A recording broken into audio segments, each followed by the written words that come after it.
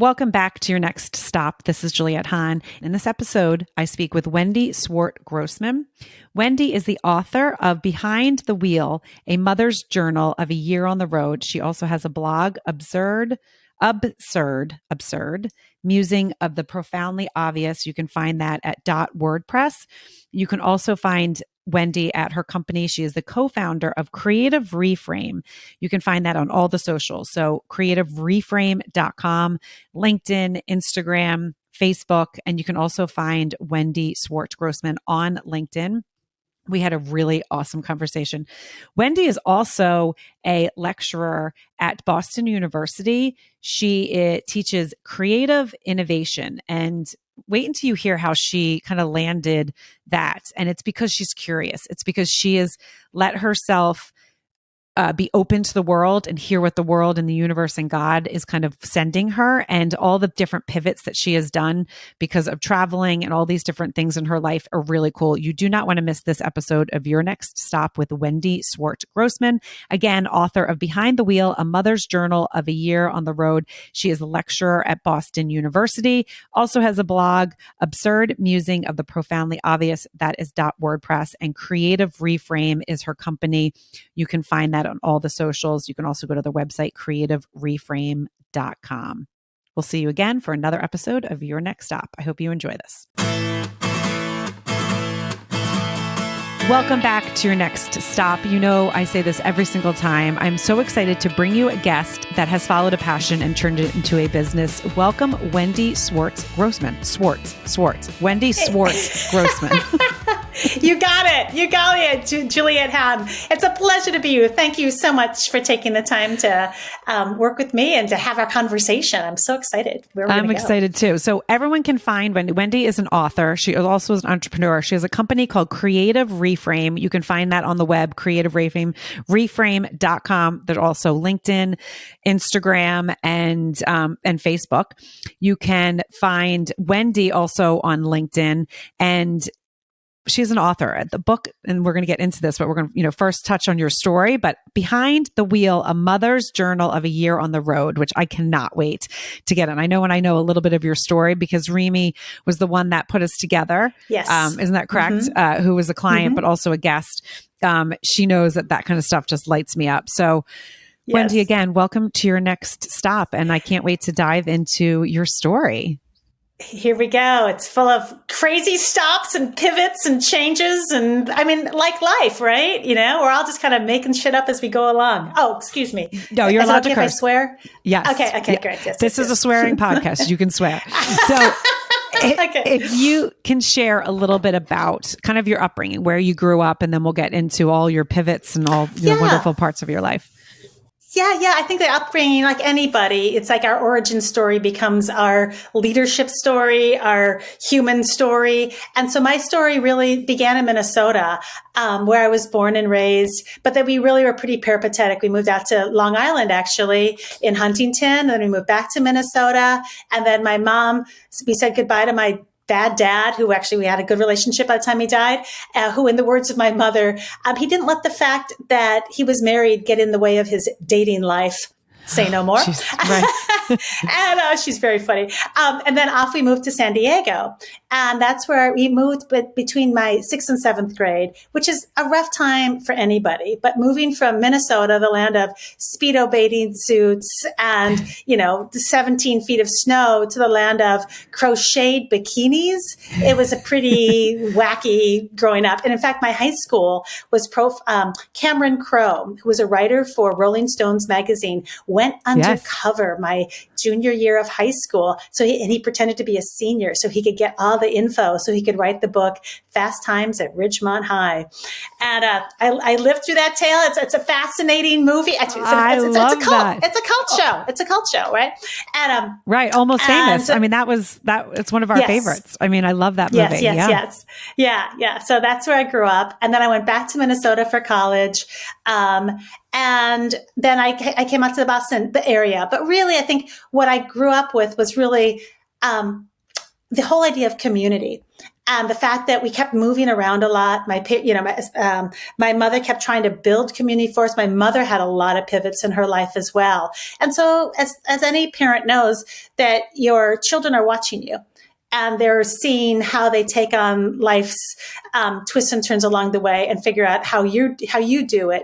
So that then really influenced me in my life in terms of, okay, this is the latest shit show that's thrown my way. How do I deal with this? And how do I grow from it? And how do I make sense of it? Right. I love that. So when you went to university, it's interesting that you went back to the cold. So you enjoyed the cold. Yeah. You know what? I love the cold. I don't know what it is. It's like, it's interesting. Actually, most of my emails, I always start off like, oh, it's a balmy day in Boston. Oh, we're, here under a torrential downpour. And whatever the weather is, I think it's interesting. They actually say that in the most boring job in the world is to be a weather person on the news in San Diego. It's between 68 and 72 and slightly. And, right. It's like, I love the new and novel. I love the excitement. I love the fact that the cold weather, again, brings people together inside so that you have to use your conversation and your words and your own talents to actually help, develop you. And also, I just love weather because it helps me mark time. And it's like, okay, here we come again. Here comes the fall. I'm also a professor at Boston, I'm an adjunct faculty member at Boston University. And I love the fall. The fall means, a new pair of shoes and going to class and starting over again. So I love that. Yeah. So what did you study in school? Yes, I studied. It's so funny. I tell my students now, it really doesn't matter what you study undergrad. Right. It's just so true. So I studied economics and political science, and I didn't really even know what either of them were when I signed up for them. But actually, it was fascinating. So, growing up, when my mom said to my dad, enough already. I'm taking the 4 kids and I'm moving them, and I want a divorce. It was a wild change in economics. My father had been a professional at the 3M Corporation. That's how come we were living in Minnesota. And we lived in the nice neighborhood and all that. The minute my mom said, we're getting divorced, she knew that he would cut us off completely. And that's what happened. And so we moved to San Diego, and instead of being married and a Methodist in Minnesota, we ended up being, he was a single and separated family, living in a shithole in San Diego. And it's like fascinating. So I always knew that economics were a big part of whenever, and that still happens to this day. So I was always paying attention to economics and disparity. And the reason I was able to go to college was because thanks to Pell Grants, right? And thanks to my illustrious career as a waitress. So I've made a lot of money starting at the age of 15, working at a restaurant in San Diego. It's called Bodie's Boomtown Restaurant, which based on the mining town of Bodie, California, where the patrons can come and sit down in the miners' union or the jail or one of the 3 covered wagons that went through the middle of town. And I remember realizing that's when it's like, oh, people want a show from the waitress. And they didn't just want the mother load burger with the side of fries. They wanted to be a member of the town. So at every hour on the hour, the manager would turn himself into the sheriff, and the busboy would turn himself into a bank robber, and they'd go running through the middle of town going, I gotta catch the bank. It was a riot. And then I realized, I want to be a part of this too. So I changed my pitch walking up to the tables. Instead of just saying, hi, I'm Wendy, may I take your order? I started saying, howdy, partner. I'm your highfalutin, rootin', tootin', straight shootin' waitress, Wendy Sue. You all decided on your vittles? I ended up making, instead of making $30 a night, I was making $100 a night. And that's what actually was able to finance me to go through college. And that's when I was studying economics, I did a deep dive into the welfare system and the aid to families with dependent children. And I'm like, this is vital. This is important. This is a lived experience. And that's when I took my first job out of college. I was working actually the Ralph Nader organization called the PIRGs, the Public Interest Research Group. In New York, it's NYPIRG. In Massachusetts, it's MassPIRG. California, it's CalPIRG. And I was offered a job as an organizer. As a student and community organizer. And they said, you can live in any one of the cities that, where we have offices. And they're like, it's like kid in a candy shop. Ooh, which do I pick? Do I want to live in Boulder? Do I want to live in New York? Do I want to live in San Francisco? And I thought, I want to live in Boston. I'd been there just briefly to Boston once.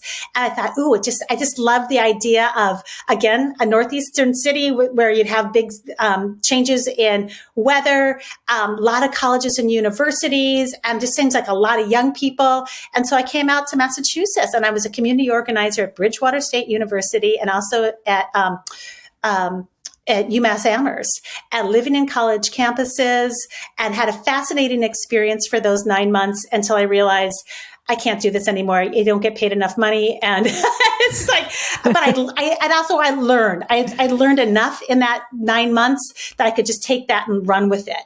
And then I spent the summer actually riding my bicycle. I've also been a big adventurer, and I rode my bicycle that summer. My grandfather had died and left me $3,000. And just one girlfriend and I, we took our bicycles on People's Express to London and found a bucket shop so we could get a ticket down to Athens, Greece. And for the next 3 months, we rode 1,447 miles from Athens, Greece, back up to London. Which was fascinating. And that gave me such incredible strength. Like, I can do anything. I can run away from anything. Because, of course, there's a lot of weird shit that happens when you're on two women traveling alone on their bicycles. So I got back to Boston after that experience. Wait, I want to pause you for, I want to pause you for 1 second. So how old were you when you had that, for that first 9 months? Was that directly out of school? So you were 22 years old? I spent 1 year working for the Pergs, and then I was on my bicycle when I just turned 20. Yeah, I was 22 years old riding my bike. And it was then, so back in Boston, I got a job back in my first profession as a waitress. And but I knew that I wanted to figure out how to use my voice for the people who couldn't advocate for themselves. I'm a college educated white woman living in a racist society. I have a voice. I have a sense of social justice. I understood organizing from my 1 year working for the Pergs, but I couldn't figure out how to break into how do you get a job? It's like, I didn't know anybody in Boston. And my family wasn't from there. I didn't go to college anywhere near there. So I started working tables. And once you work tables, I think that's the best profession anybody can have, because you are constantly summing up. Okay, what's my section? What's my goal? How can I make the people like me so that they'll give me a better tip, right? And so I had Molly and Sal Lipsky, who came every Tuesday for the 2-for-1 special. And they always wanted to come sit in my section because I was chatty. And I would ask them a million questions. They showed me pictures of their kids, but they never asked me a single question about myself until one day I was chatting with a busboy in French. And all of a sudden, Molly looked at me with all new eyes. And she says, "Wendy, why do you speak French?" And I'm like, well, I took 3 semesters when I was in college. And she's like, "You went to college?" I'm like, "Yeah." And she goes, "Did you graduate?" I'm like, "Yes, I graduated." "What did you study?" And then she looked at me and she said, "Why are you a waitress?" And I'm like, well, this isn't the end goal. I'm just trying to figure out what it is I want to do. And she said to me, "What do you want to do?" And I said, "I want to use my voice for, folks who don't have a voice of their own, so I can help advocate to help make a more just world." And she said, "This is how it's done. I'm a volunteer for Michael Dukakis, and he's running for re-election as governor. They are just gearing up their campaign, and they will be hiring staff. Go down and be the best volunteer that they've ever had. And when it comes time to hire those positions, they're going to look to their volunteer pool." And I said, "Fabulous." And she said, I'm like, "Where do I go?" And she goes, "I'm going to give you a name and number. But don't call tomorrow, because I'm going to go down there and I'm going to let them know that you're calling them. That's called a warm contact." I didn't know they didn't teach me that. It's like a warm contact. Right. What does that even mean? So I did. The 2 days later, I called. I talked to the campaign director. They invited me in. I came down. I was the best volunteer they ever had. I made sure everybody knew I was waiting tables, but I didn't want to be waiting tables. After 6 months, they hired me as the receptionist. And I'm like, "Ooh, receptionist. I wanted a better job than that." But as my boss said to me, "Look, at the end of the day, no one's going to remember the job you do. They're just going to remember if you're any good or not." So I took the job. And very quickly, I saw the volunteer coordinator was not good at his job. He was somebody who was not a people person. And the job as the professional staff volunteer coordinator is to have wide open arms and say, welcome, so glad you're here, and explain things to make people feel special. And so they don't just come in that first time, but they come back. And so I was just quietly doing his job behind his back. And the campaign manager saw what was going on, fired him, put me in that role. And then at the age of 24, Michael Dukakis won his reelection. I was invited to come and have a exit interview with him. And there I was at 24 and he was saying to me, so Wendy, you're a fabulous employee. We'd love to see what kind of job there might be for you in state government. And I'm like, wait a minute. I was a waitress a year ago, and now all of a sudden I'm having a private meeting with the governor. So I ended up doing refugee and immigrant policy work, which was fascinating. And then he decides to run for president. They pull the staff back in. And now at the age of 25, I'm the national director of volunteers for a presidential campaign. And he then won the Democratic nomination. I went out on the road. I was organizing congressional districts around the country. It was fascinating, but it was all because I had an answer from Molly Lipsky when she asked me, so you don't want a waitress? What do you really want to do? Right. But it also brings me to, you were open to communicating and getting to know other people. And I think that's something that Absolutely. a lot of times people don't do. They get stuck in where they are, and they don't let themselves open up and ask, those curious questions, or be curious for themselves, because either it's fear, they don't know what they're doing, but you were like, I'm going to live, I'm going to take these experiences. And that kind of takes me back to, how your mom raised you guys. You're like, we can just pick up and move. I mean, one of the things that I tell, right. And one of the things I tell my clients or friends or, talk about on the podcast is, we're not trees. If you're not happy where you are, you can get up and move. You can get up and change things. But if you sit there and wait it out, your life's going to go past you, and you're never going to find the path that you were meant to be, that you were meant to be Absolutely. on. So, and in the words of Deepak Chopra, intention brings attention.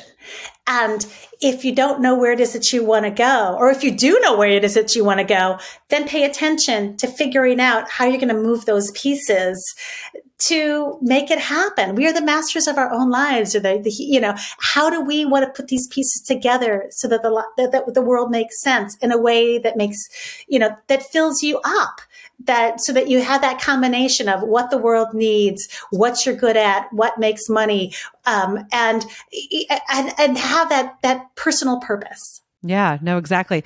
So when you're on the presidential campaign doing that, I want to definitely get into how you became an entrepreneur and, when you started writing the book. So if you can kind of take us through that.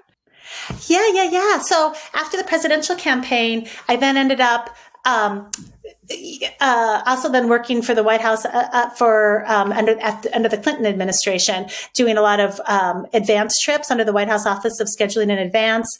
And then at the same time, I was actually going to graduate school at Tufts University doing public policy. Again, using that graduate school as an opportunity to pivot and to get some different skills. Because after working in campaigns, it was just, you can do that for a while, but I kind of saw my future, which if you work professionally in campaigns, it's like, usually at that point, it's like, it's a lonely life and not a healthy life. A lot of pizza, a lot of donuts.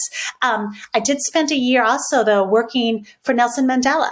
Because I then was honing all my skills in nonprofit management from graduate school. So I was, invited to work with the Fund for a Free South Africa, which was a Boston-based organization run by a bunch of folks living in exile in the United States who were part of the ANC.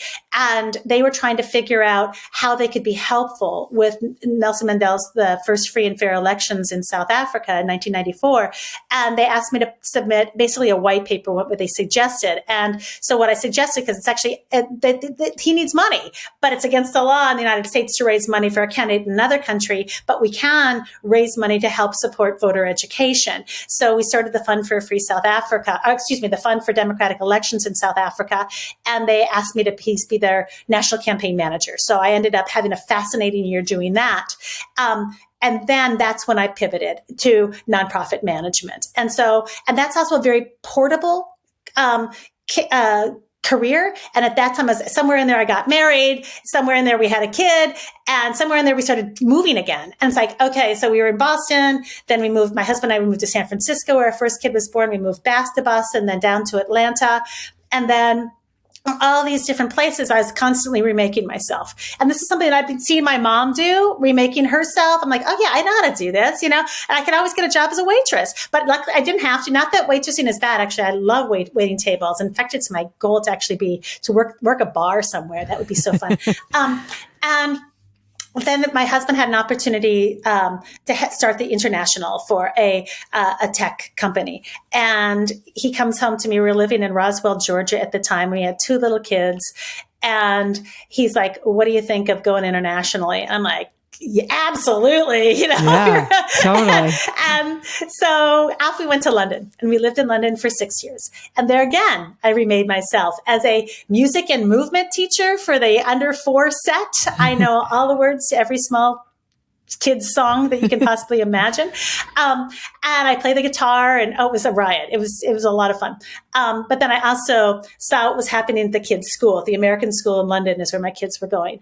And what we thought we were going to be there for 2 years, we ended up being there for 6. And over the course of that time, I was able to, the American School in London it's a nonprofit organization, as our most independent schools.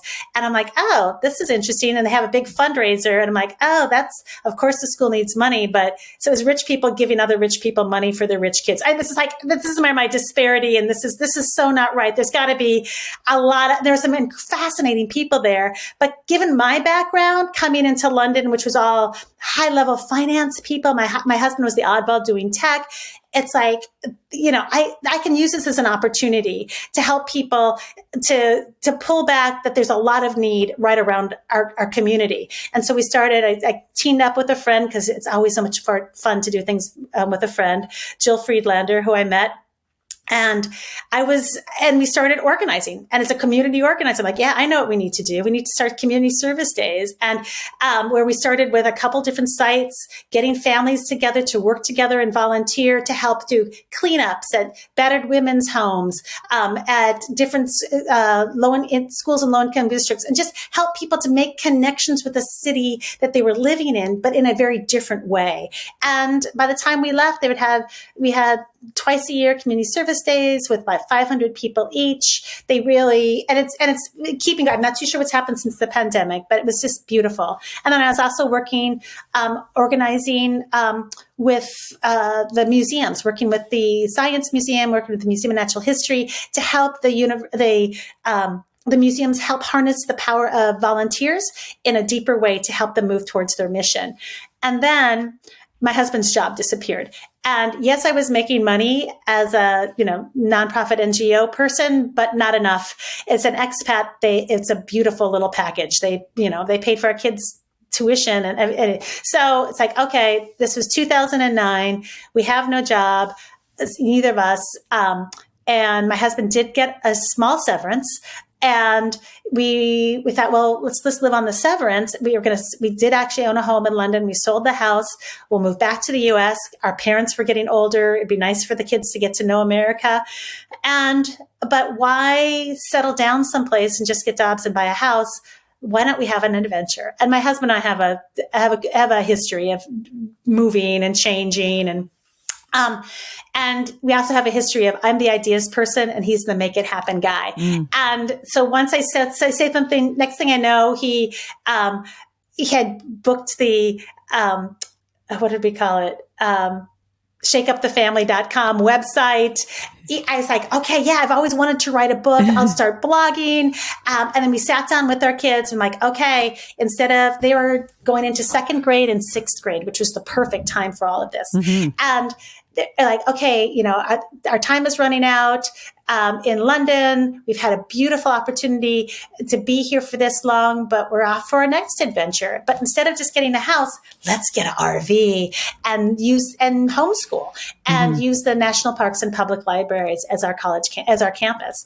And so that's what we did. And we laid out what they were interested in. So our older son was interested in polar bears. So it's like, okay, where can we drive to see polar bears in the wild? And it turns out it's Churchill, Manitoba, up on the Hudson Bay. And our younger son was interested in anything that blew up. I'm like, of course, who is it? So all the different geysers all around the world.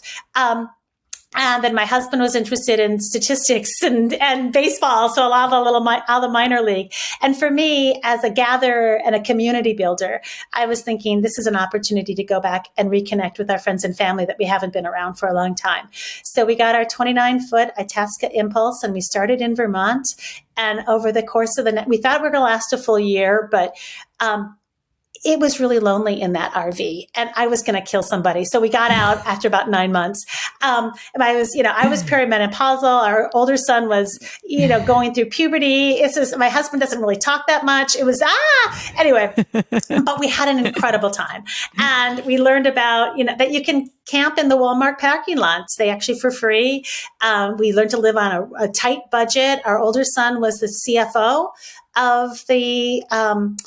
of our trip, keeping us to $109 a day. I had to submit my receipts to my son if I ever wanted to run away and get a Starbucks and pretend I was somewhere else.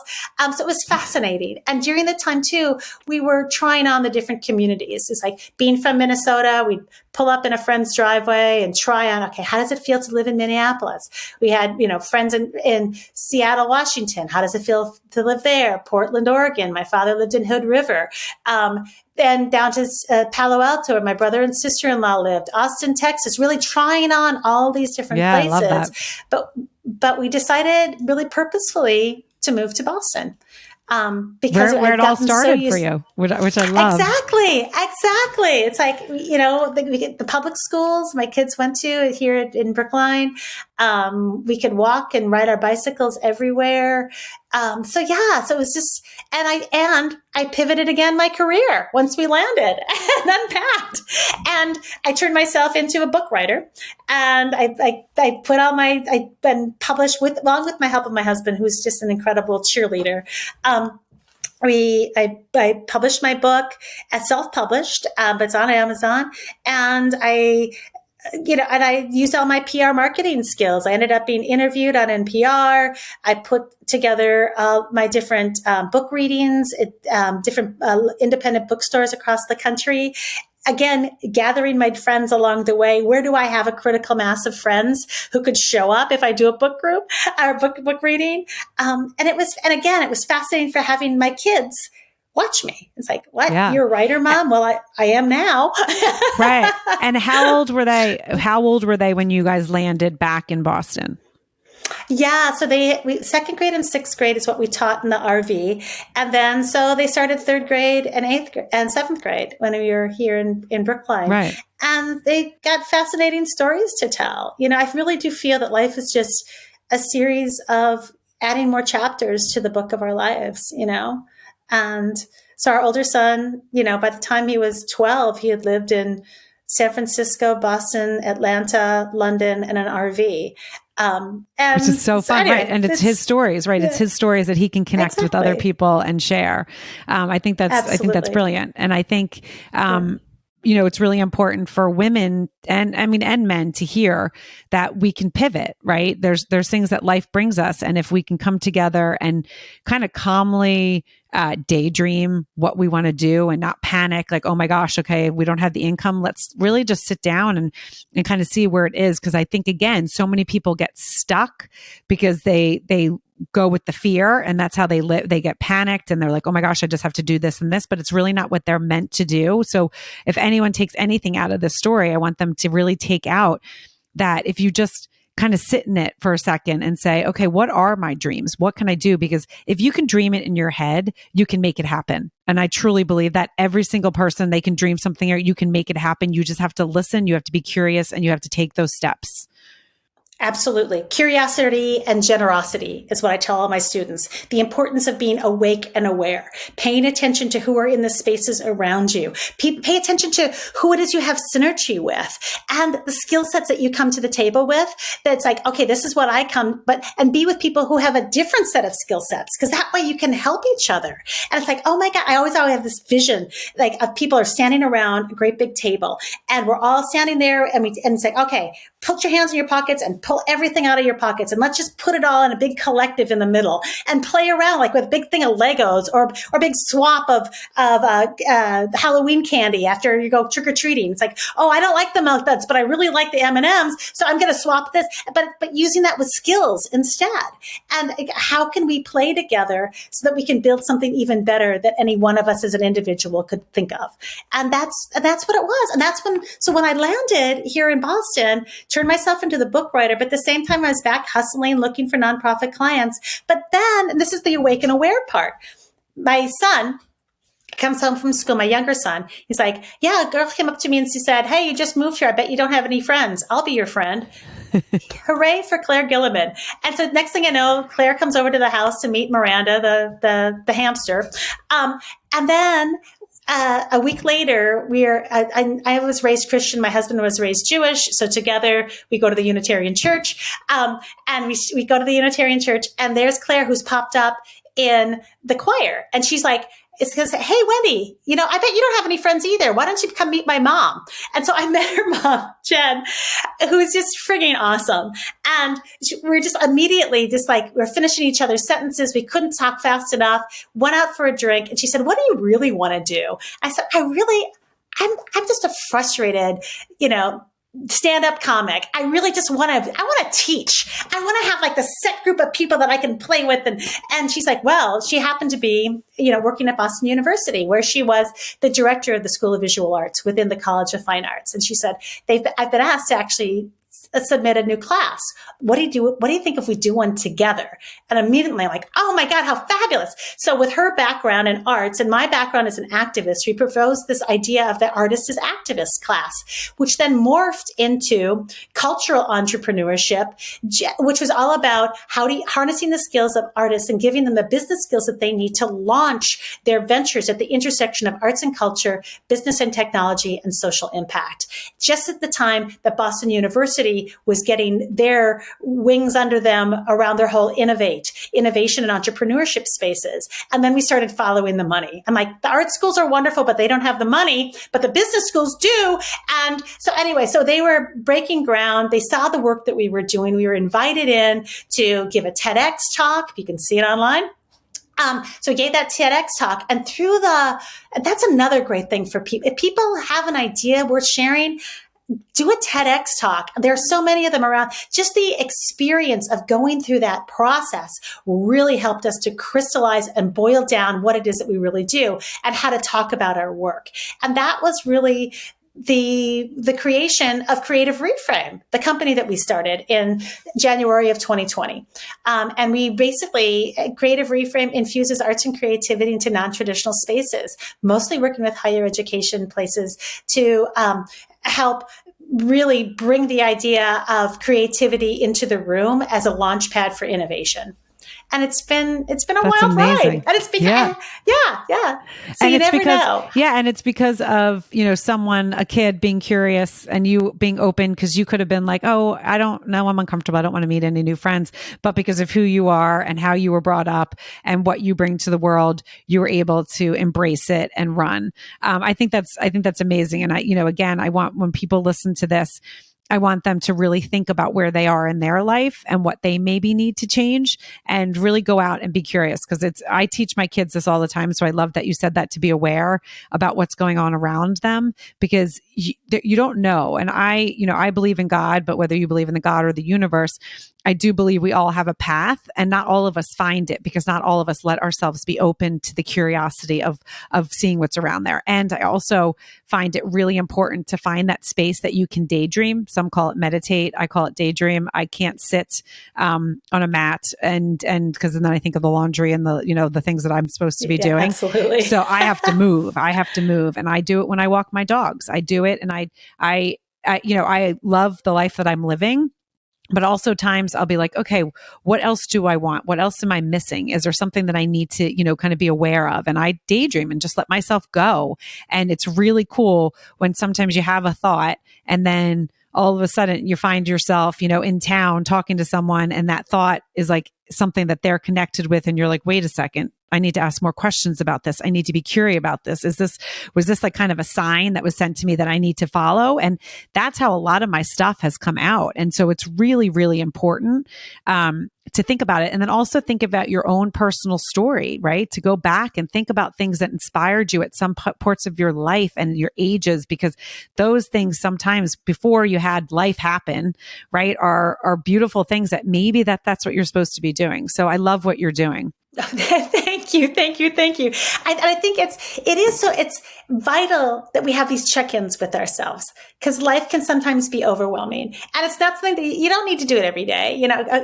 That'd be just too exhausting. But it's like every once in a while, I see myself. It's like, oh, there you are, Wendy. Is this still working for you? What's missing? What's going to make your heart sing? And I think it's really. And it changes all the time. And depending on where your family is, where your friends are, what your health is like, there's so many different factors. Money is a huge one. And but always being able to go back to what I think are your core values. I have the basically 3 pillars that I try to look at my life through that I like. Ideally, it's and I've got the trifecta. And the trifecta for me is community, social impact, and creativity. And if I can get those 3 jamming all at the same time, that's my real happy place. But sometimes, I'll throw one to the side. If okay, I can get 2 out of 3, that's not bad. But ideally it's like, okay, what's not missing here? Am I not connecting with enough people? And that's why it's funny. There's an incredible book called The Art of Gathering by Priya Parker that has really been helpful to me too, just to help me. It's like, oh yeah, that's right. I am a gatherer. I love to be able to use what I come to the table with as vessels for people to come together and to curate the vessels. So there's a lot of young people in my life because I teach, and a lot of them are musicians. And I'm like, okay, how can I help these incredible musicians? It's like, I can move all the furniture out of my house and create a music venue for them, which I love. And then I invite everybody, from the mailman to, people I meet on the bus to all my students and old people, young people. And I love it when people meet people that they wouldn't normally meet in my house or in my back garden. Or we also have porch fests here in Brookline. I don't know if they have them where you are, but it's where people who have porches volunteer their porches, and musicians volunteer their and basically it's an outdoor music festival that happens once a year. Oh, that's amazing. And I just love dancing with strangers in my driveway. To me, that's like, woo! No, that's the best. And I can feel your energy and I love it. Yeah. So take us through a little bit your blog and, what the importance of that is and, tell us a little bit how that came about. Yeah. So after I wrote the book, on the Behind the Wheel, I've always been a writer. I started off, writing letters and really ridiculously long letters to friends. And because I traveled so much, and then I really started journaling, when after we traveled, and I used to only do it when I traveled, but then you know what? There's so much that's happening. It helps me to make sense of my world. And it helps me to, another check in with myself is my journaling. And then I realized but I've got some ridiculous stories that have come out in my world. And I love to be able to share my writing with others. And being incredibly truthful with my writing, because it can then resonate with others, and maybe other people can learn from the ridiculous stupidity that I've gotten myself into. And so I just wanted a place for these pieces. So that's when I started my Absurd Musings blog on WordPress, and it's just a place just to tell, again, as a fellow storyteller.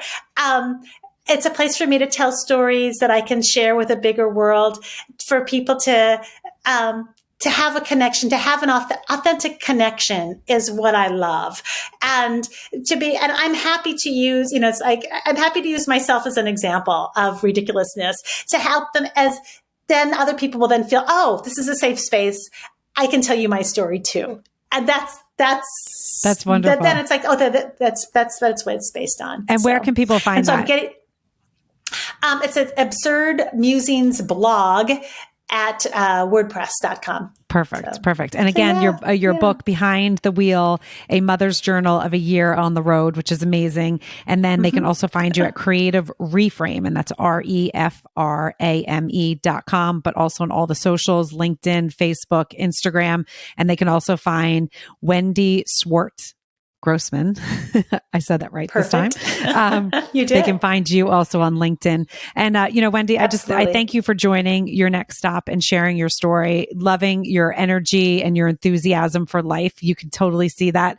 Loving what you're doing. Those kids that take your class are, so fortunate that they get to spend a little time and feel what you do and how you live your life each day. You're really setting an example for so many people, and so many people how they should live is being curious and opened and, just out there connecting with people. I think more people need to do it. It's something that I love to do as well. And I love being connected with others that, find that a passion of theirs. So thank you again for joining Your Next Stop. Oh, it's been my complete pleasure, Juliet. Thank you for giving me a platform. Yes. So you guys, you know what to do. Like, rate, review, and share. You might have listened to this and you might be saying, oh, that's such an interesting story, but you don't know who in your life needs to hear this. You don't know who in your life right now is at a crossroads, who in their life needs to hear a story, who in their life maybe wants to get an RV and travel the world, but they don't know what to do. And they can listen to this and get a little inspiration from Wendy. So again, like, rate, review, and share. And we will see you for another episode of Your Next Stop. I hope you liked this episode of Your Next Stop. Please subscribe to my channel, share with your friends, and join in each week.